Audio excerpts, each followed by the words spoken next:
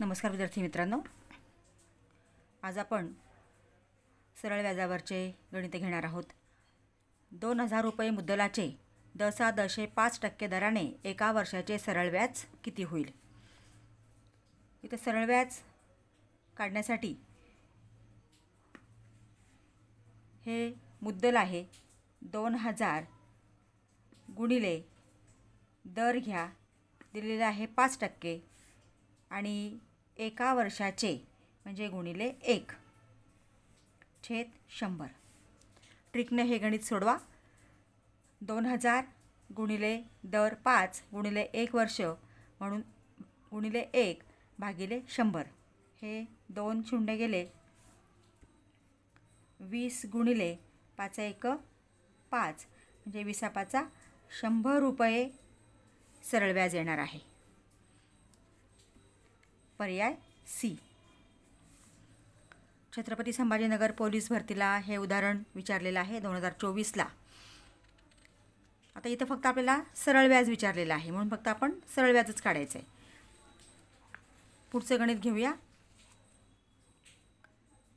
राजेंद्रने रुपये 6000 एका बँकेत 10.8 दराने सरळ व्याजाने 3 वर्षासाठी ठेवल्यास त्यास मुदतीनंतर एकूण किती रक्कम मिळेल। विद्यार्थी मित्रांनो, हे उदाहरण सोडवण्यापूर्वी एक विनंती आहे, तुम्ही चॅनलला सबस्क्राईब केले नसेल तर प्लीज चॅनलला सबस्क्राईब करा, बेल आयकॉन प्रेस करा। मी लवकरच पुढच्या अभ्यासक्रमावरती पुढचे व्हिडिओ अपलोड करणार आहे। आता सोडवूया हे उदाहरण। मुद्दल आहे 6000 गुणिले 10 दर आहे 8 गुणिले 3 वर्षासाठी किती विचारलं आपल्याला सरळ व्याजाने 3 वर्षासाठी म्हणून गुणिले 3/100। 6000 गुणिले 8 गुणिले 3/100 हे 2 शून्य गेले। बरोबर 60 गुणिले 3 8 गुणिले 3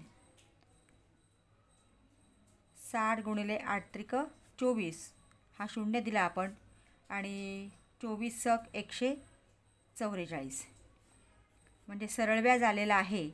हे सरळ व्याज आहे 1440 रुपये।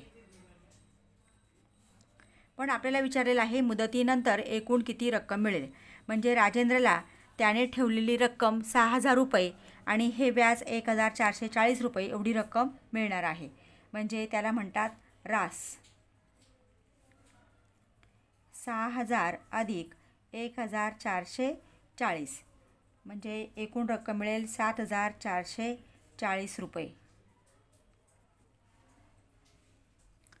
पर्याय क्रमांक 2। परभणी पोलीस भरती 2024ला हे उदाहरण विचारलेलं आहे। विद्यार्थी मित्रांनो, व्हिडिओ आवडला असेल तर लाईक करा आणि आपल्या